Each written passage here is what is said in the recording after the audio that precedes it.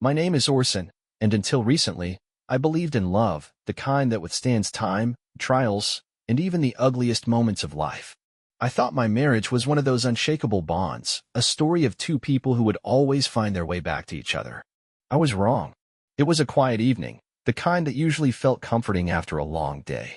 I had just gotten home from work, exhausted but content, looking forward to a simple dinner with my wife, Delilah.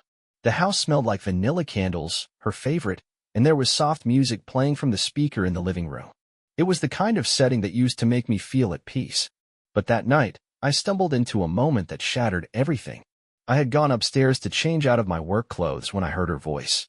At first, I didn't think much of it. Delilah often talked on the phone with her friends.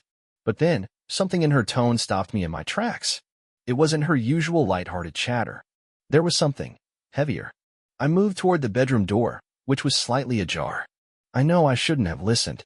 I should have respected her privacy. But something about the way she sighed, the way her voice dipped into something almost regretful, made my stomach twist. I just don't see myself ever choosing him again, she said. I felt the air leave my lungs. She was silent for a moment, then gave a short, breathy laugh. I mean, I still care about him, but it's not the same. It hasn't been for a long time.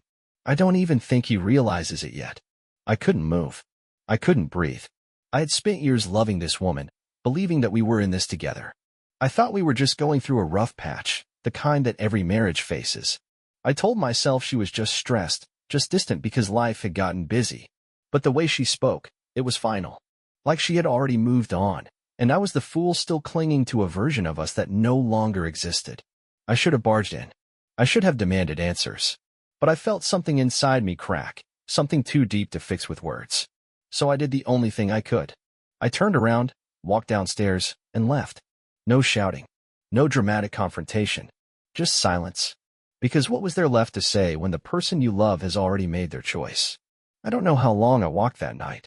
I remember stepping out of the house, my body moving on instinct, my mind frozen in that moment, the sound of Delilah's voice, the quiet certainty in her words. I just don't see myself ever choosing him again. It played in my head on a loop, like some cruel joke the universe wanted to hammer into my soul.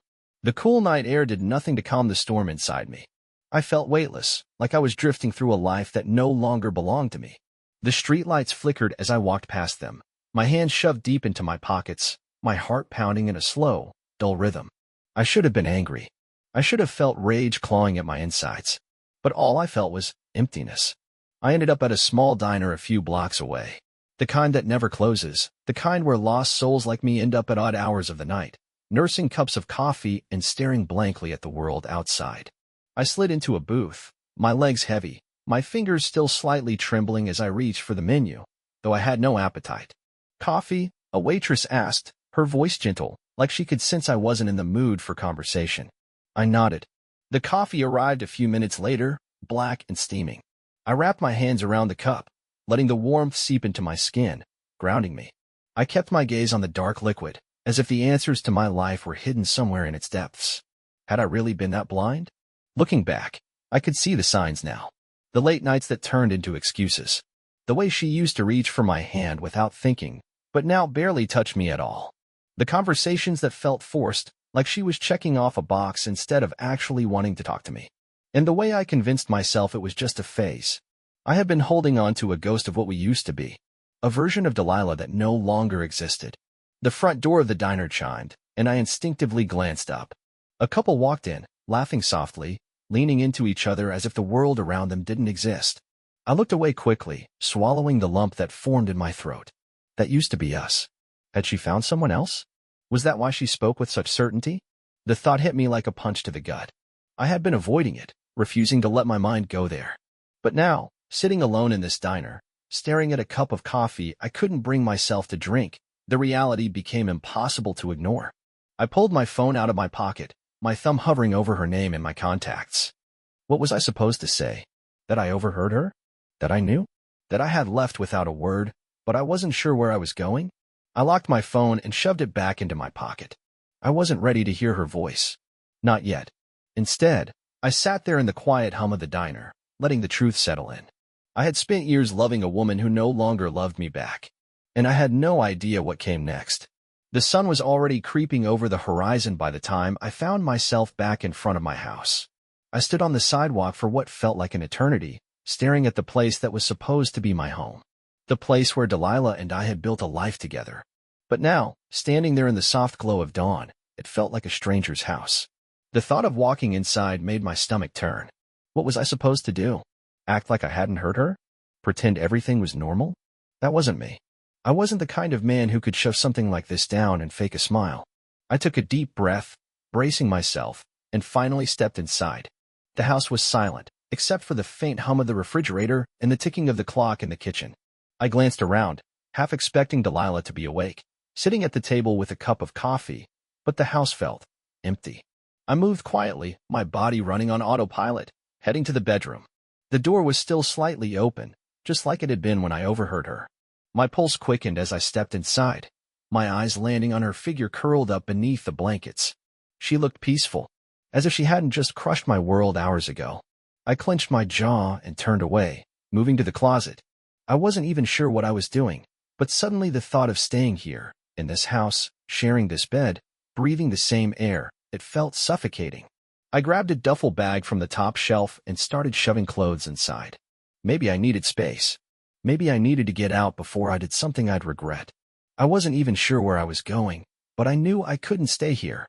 Halfway through packing, I heard her stir. Orson.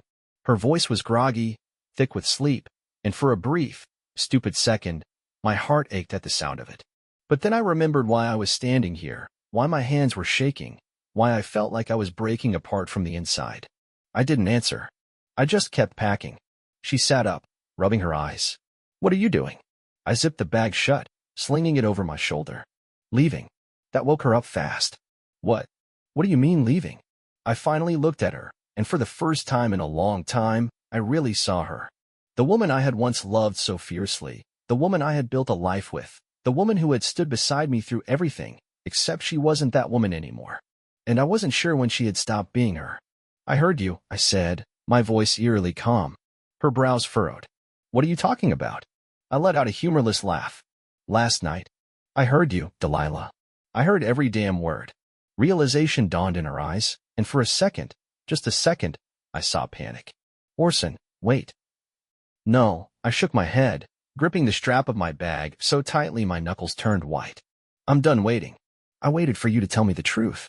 I waited for you to show me even the slightest sign that you still wanted this, that you still wanted me. But I'm not going to wait around and be the guy you settle for. The guy you resent because you're too much of a coward to walk away first. She opened her mouth, but I didn't give her the chance to speak. You don't have to say anything, I continued, my voice quieter now, because you already said enough last night. The silence that followed was deafening. I didn't expect her to fight for me. Some twisted part of me wanted her to see some flicker of regret in her eyes, to hear her tell me I was wrong, that she didn't mean it. But instead, all I saw was the way her lips parted slightly, as if she had something to say, only to close again. And that was all the confirmation I needed. I turned and walked out. And this time, I didn't look back. I didn't know where I was going. I just drove. The sun had fully risen by the time I pulled onto the highway, but I barely noticed. My hands were gripping the steering wheel so tight my fingers ached, my mind spinning in a million directions, but somehow landing on nothing at all. The bag sat in the passenger seat, a symbol of how quickly my entire life had been reduced to a handful of clothes and a toothbrush. I had left everything behind, my home, my wife, my future. No, she left me first. That thought stung worse than anything else. I rolled down the window, hoping the rush of air would clear my head, but it didn't. The echoes of last night still rang in my ears. The certainty in her voice. The way she had spoken about me like I was nothing more than a piece of furniture, something that had lost its usefulness. I reached for my phone, my chest tightening as I stared at the screen. No missed calls. No texts. Delilah wasn't even trying to reach me. I should have known. She had already made her choice long before I ever stepped out that door. A bitter laugh escaped me as I tossed my phone onto the seat beside me. This was real. This was happening. I was a man without a home, without a wife, without a plan. The weight of it all pressed against my chest, suffocating me. I pulled into a gas station, my hands shaky as I cut the engine. I needed a second to breathe, to think, to figure out what the hell I was supposed to do next. The parking lot was nearly empty, except for an old pickup truck near the pumps. A man in his 50s stood beside it, stretching his arms above his head as if shaking off a long drive. I stepped out of the car, rubbing a hand over my face. My reflection in the side mirror caught my attention. I looked like hell. Dark circles under my eyes. Jaw clenched. A man who had barely slept, whose entire world had just been ripped out from under him. I turned away and walked into the gas station. The cashier barely glanced at me as I grabbed a bottle of water and a protein bar from the shelf. I wasn't hungry, but I knew I needed to eat something before my body gave up on me. When I got to the counter, the woman behind the register, mid-40s, kind eyes, gave me a once-over. Rough morning. I forced a smile. Something like that. She hummed, ringing up my items. Road trips have a way of clearing the mind. I didn't correct her. Didn't tell her this wasn't a road trip. That I wasn't running towards something. I was running away. Instead, I paid for my things, muttered a thanks, and walked back to my car. I sat there for a while, staring at the empty road ahead. I could go anywhere, do anything. But for the first time in my life, I had no idea where I belonged. I sat in that parking lot for what felt like hours. The water bottle sat unopened in the cup holder, the protein bar untouched on the passenger seat, next to my half-packed duffel bag. The weight of what had happened hadn't fully hit me yet. At least, not in the way I knew it eventually would. Right now, I just felt suspended. The past was behind me, burned to the ground with a few careless words. But the future? That was the part one hadn't figured out yet. I had never been a man without a plan. Every step of my life had been carefully built, brick by brick, always leading somewhere. College, career, marriage, a home, stability. I had done everything the way I was supposed to. I had worked hard, provided, loved deeply, and remained loyal. And now, none of it mattered. I took a slow breath, gripping the steering wheel until my knuckles turned white. What do I do now? The obvious answer was to go to a hotel. Find a place to crash for the night, clear my head, and then figure out my next steps. But the thought of sitting alone in some sterile room, staring at a ceiling fan while my life crumbled around me, felt unbearable. I needed something familiar. And that's how I ended up in front of an apartment building I hadn't visited in years. An old friend, a harsh truth. Calvin answered the door in a wrinkled t-shirt and sweatpants, blinking at me like he wasn't sure I was real. Orson. His voice was groggy, still thick with sleep. Dude, what the hell are you doing here? I let out a humorless laugh. Didn't know where else to go. That seemed to wake him up. He stepped aside, waving me in. The place was exactly how I remembered. Minimalist, barely furnished, like someone had moved in a week ago and never bothered to unpack. Calvin had always been like that.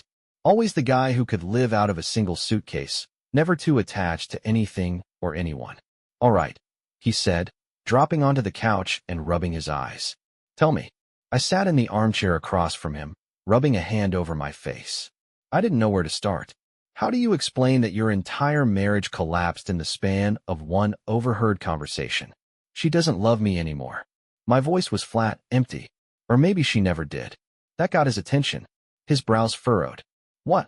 I exhaled slowly, staring at a spot on the floor. I overheard her last night, talking to someone on the phone. She said she would never choose me again. The words tasted bitter, even now. Like she'd already made the decision. Like she was just waiting for the right moment to leave. Calvin didn't say anything right away.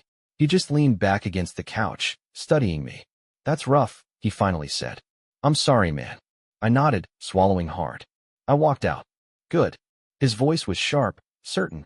You deserved better. Did I? I used to believe that if you loved someone enough, you could fix anything. That love was a choice you made, over and over again, even when things got hard.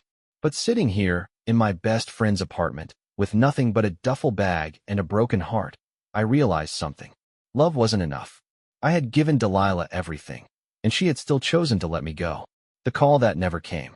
Calvin let me crash on his couch that night. He didn't ask too many questions, didn't press me for details I wasn't ready to give. He just handed me a pillow and let me be.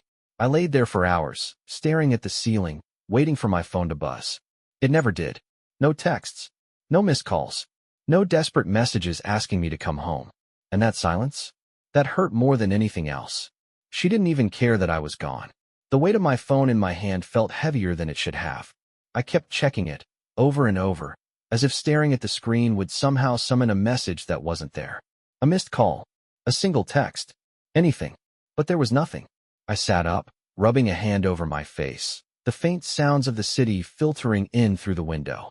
Calvin was still asleep, his quiet breathing the only sound in the apartment. I should have been exhausted. My body ached, my mind was foggy, but my thoughts wouldn't stop spinning. She doesn't care. I had been so sure that at some point, after a few hours, after the reality of my absence hit her, she would call. Even if it was just to ask where I was. Even if she was angry. But the longer the silence stretched, the more it became clear. She wasn't reaching out. And that was an answer in itself. I forced myself to get up, padding quietly into the tiny kitchen.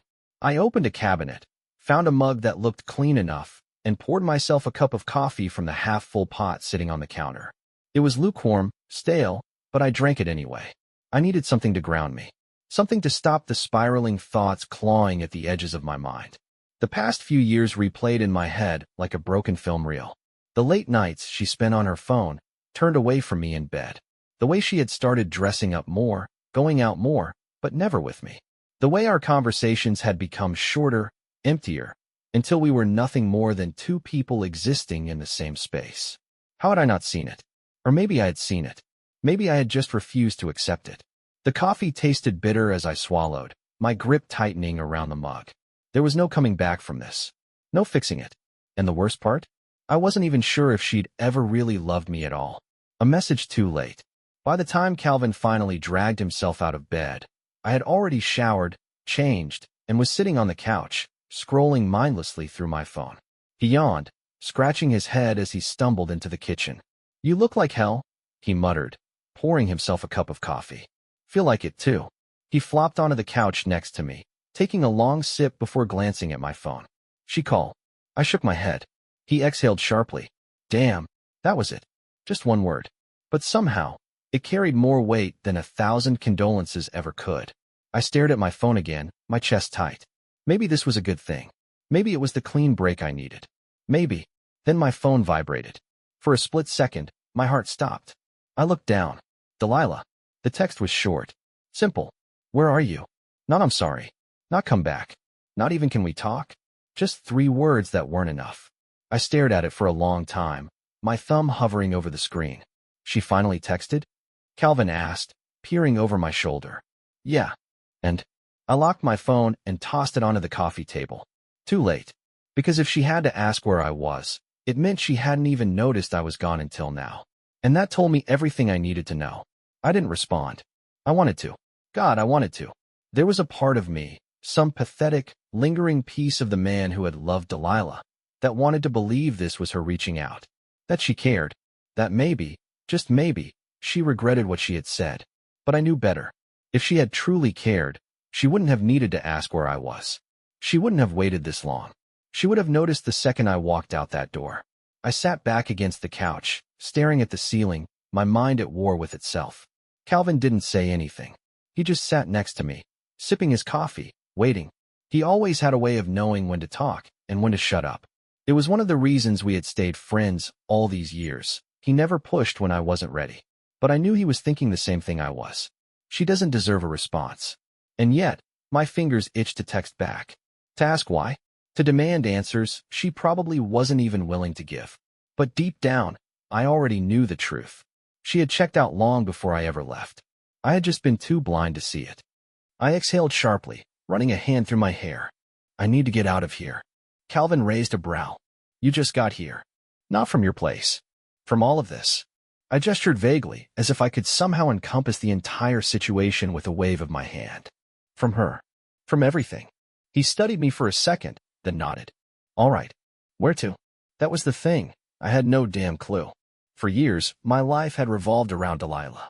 Every decision, every choice I made had somehow involved her. Even my job, the house we bought, the vacations we planned, it had all been tied to us. But now? Now there was no us. There was just me. And I had no idea who that even was anymore. A drive with no destination. We packed up and left the city that afternoon. Calvin had always been the kind of guy who could drop everything without hesitation. So when I told him I needed to leave, he simply tossed a few things into a bag, grabbed his car keys, and said, "Let's go." We didn't have a plan. Didn't book a hotel. We just drove. The farther we got from the city, the lighter my chest felt. The silence of the open road, the hum of the tires against the pavement, it was the first time in days that I felt like I could breathe. For a while, neither of us spoke. Then, finally, Calvin broke the silence. So, what now? I exhaled slowly, watching the horizon stretch endlessly ahead of us. I don't know. That's okay, he said simply. Not knowing is better than lying to yourself. I thought about that for a long time. Because that's what I had been doing, wasn't it? Lying to myself. Pretending my marriage was something it wasn't. Convincing myself that love, no matter how one-sided, was enough. It wasn't. And for the first time, I was starting to accept that. We kept driving. No destination. No plan. Just the road ahead and the weight of everything I had left behind. The further we drove, the more the weight in my chest began to lift. It wasn't immediate. It wasn't some magical realization that everything was fine, that I was suddenly healed. But for the first time in a long time, I felt like I wasn't drowning. Calvin and I stopped in a small coastal town a few states away. It wasn't planned. We just pulled in for gas and ended up staying. There was something about the place that felt right. Quiet streets, a slow rhythm, the sound of the ocean carrying on the breeze. We checked into a small motel. I didn't know how long I'd stay, but for once, I wasn't in a rush to figure it out. Letting go. The first night there, I sat on the motel balcony, my phone in my hands, staring at Delilah's last text. Where are you? I hadn't responded. I still didn't want to. But I knew I needed closure, if not for her, then for me. So I opened a blank message, my fingers hovering over the keyboard. I'm where I should have been a long time ago, moving on. I hit send. And then, for the first time in years, I turned my phone off. A new beginning. The next few days were simple. I walked along the beach in the mornings, feeling the sand beneath my feet, the salt in the air. I sat in small cafes, watching people go about their lives. I had conversations with strangers, real conversations, ones that weren't filled with forced small talk or the weight of an unraveling marriage. I started to remember what it felt like to be me. Not Delilah's husband.